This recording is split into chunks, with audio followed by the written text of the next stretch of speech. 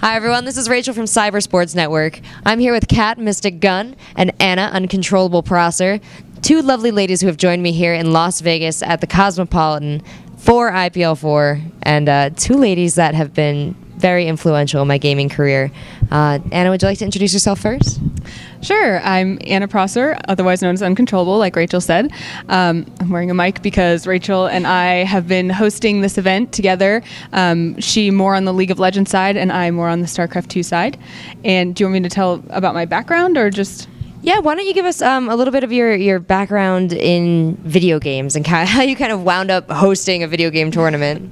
Well, of course, it's a long story to some degree, but the basics of it are that growing up, I loved gaming. Most kids our age, I think, did, especially boys. And so I think that as I had lots of guy friends growing up, and I was very close with my dad and my brother, that was something that I bonded with them over. And my dad was one of the first to build a personal gaming computer in our house. And we were the envy of the entire block, so I would play like Captain Comic and Commander Keen and even, like Math Blasters, those kinds of games. But that was a normal thing in my house, was to play video games, and my dad played them, and so I just grew up around them. And, fast forward to high school where my friends would have consoles, and I didn't at that time because, we were a PC gaming family, but I would go over to their house and play consoles or at least watch the guys play Halo because they wouldn't let me play. And then I met Jeff uNcontroLable Robinson, who's my fiance and who is a professional StarCraft 2 player. And he introduced me to the world of esports, professional video gaming. And I was like, there's a professional video gaming scene? That's so cool. And it took him a while to kind of admit that to me. I think he was maybe afraid of admitting that, but I started going to tournaments and just really getting into the scene and the community. It's such a really cool group of people. And Jeff was on WCG Ultimate Gamer, which both of you are very familiar with, having been on the show yourself. But I met the host of that show, and I remember one day being like, look, Joel Gordon, I would kill to have your job, to be in front of the camera, doing what you love, performing arts. That's something I really love as well. But talking about video games and interacting with people who are in video games, I would kill for that job. It sounds perfect. And he said, well, just start doing it. So I did. At that very event, it was like WCG, the World Cyber Games 2009, I think, national championship. And so I just grabbed a camera and a mic and started interviewing some players. And from there, little by little, I did one interview, people liked it. Then I did a few more interviews. Then someone flew me out to do some interviews. Then someone offered to pay me for some interviews, until finally it became something where I made enough of a place for myself that now I've finally gone full time in esports, whether that's helping to manage a professional team and being kind of on the back-end business side, like PR, marketing, creative content, or being in front of the camera doing things like hosting or interviewing. And I could go on and on about how exciting it is and how many different hats we all wear in esports, but it's time for Kat to talk. No, it's very interesting to kind of you look at someone who's been doing pageantry, who's just, involved in things that are not typically associated with gamers, and you wonder, how did you end up here? And I think that's a great story, and that's a story that a lot of girls can learn from, because it's a story of most of us. So, Catherine, I think you have actually a very different story when it comes to getting involved in gaming. Yeah, gaming was always in my life, and it's just as long as yours.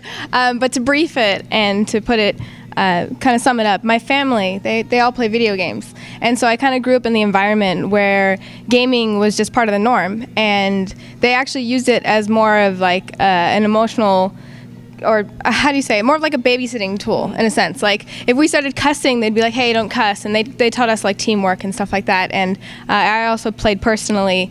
I'm always competitive, so I played bets with them. And if I would win, I wouldn't have to do chores, or I would get ice cream or something awesome. So gaming has always been around, and especially competitiveness for me. And then eventually, I kind of got into the competitive scene when MLG was around and WCG was around, and there was a lot of tournaments at the time. And I played console shooters, so I got into Halo.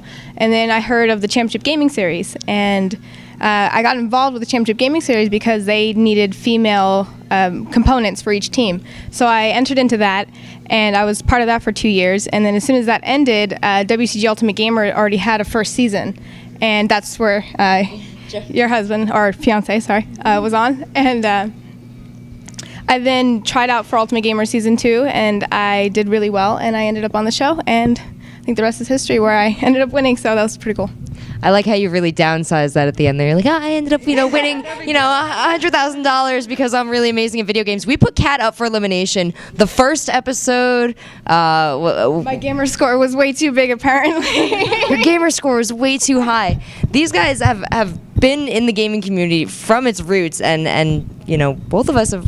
Well, all three of us have wound up here at IPL, which is quite insane. But the reason I wanted to interview you both together is because now you're both going for something that is a little controversial, is a little interesting to people right now. It's the Maxim Gamer Girl contest. And, I want to know what your thoughts were when you decided to enter this. Do you want me to go first? Yeah. Well, in esports particularly, the community is very protective of their female community members, especially those who are kind of prominent. And I appreciate that. I really do. But in some ways, it tends to sometimes oppress us in certain ways. And the community has been not very responsive or a little bit upset that we would enter a contest like this. So I've been trying to explain to them why and what I would like to do through entering this contest if I were to win. Who knows how likely that would be, but I would love to be a representative of the esports community and explain, most people know about video games. They know about consoles. They know about PC gaming to some degree. They know someone who plays video games. But whenever I talk about esports, people are like, what? There's professional video gaming? You mean like you test video games? And I'm like, no.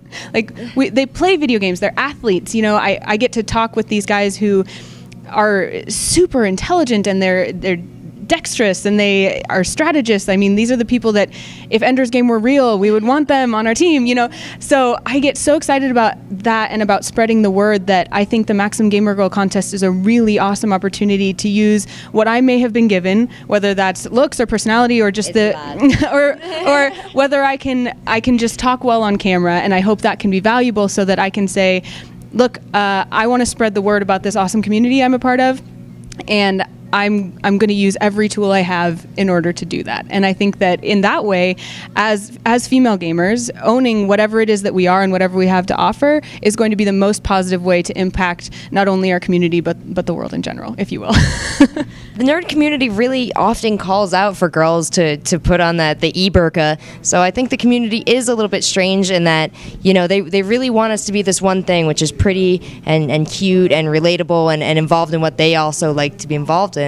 But it's a little bit hard when they you try and do that and you put yourself out there, and now they're calling you negative words, or they decide they really don't like it, or they really thought you were their special little girl, and now you're out there, I don't know.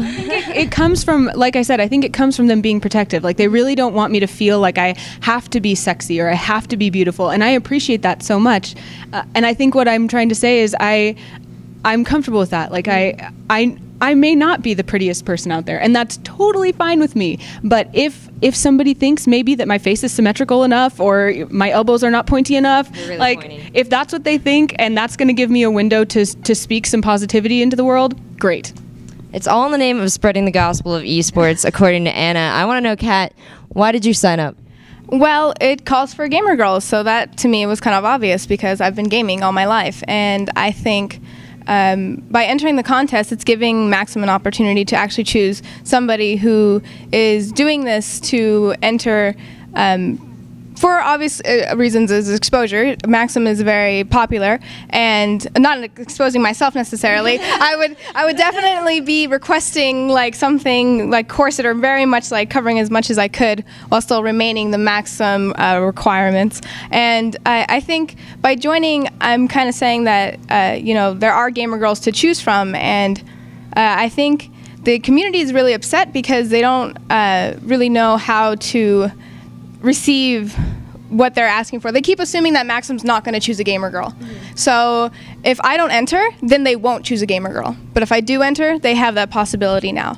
So I think the more that girl gamers do enter and do give Maxim an opportunity to choose them, you know, everybody thinks this whole vote competition is going to go to somebody who gets the most votes. But if you read the rules, it actually says the top 500 people move on to the next competition, and then the producers choose the top 3. So you really have no idea what Maxim's going to do. And I think a lot of people are getting upset because they already assumed that Maxim's going to choose something that's can be a little unrealistic sometimes to maintain the kind of things that they show in Maxim. But I think they do it in a tasteful way, so I really don't mind.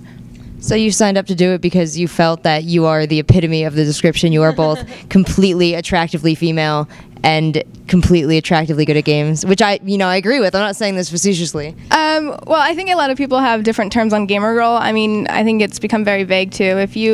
I don't even know if you play Farmville on Facebook if you're considered a gamer girl, right? Because that's a game and you're a girl and you're playing it. So when it comes to technically what they're looking for, they didn't say pro girl gamer or anything like that. So when it comes to the choices that they're making, you don't know what they're going to pick. So I got to give them an option. Just like I think it's great that Anna is making herself available, because I do believe that she has a message that does involve esports, just as I have one involving what it means to be a gamer girl, and that it is okay to be a gamer girl no matter how tough the gaming world can be, and how, you know, there's a lot of harassment involved in gaming, even no matter who you are, if you're a guy or a girl. So I think, you know, entering or giving people the opportunity to believe in gaming, I think, is what's great, because I think there's so many things about gaming that are amazing. Well, thank you so much, ladies. You can check out Kat at Mystik Gunn on Twitter, and you can check out Anna at Anna Prosser on Twitter. We'll have links to the contest there. You can vote once per day, but you can vote for as many people as you'd like. So take a look at these ladies, give them a thumbs up, and if there's anyone else on there you'd like to consider, let them know. Thank you. I'm Rachel from Cyber Sports Network, and we're at IPL4 at the Cosmopolitan of Las Vegas.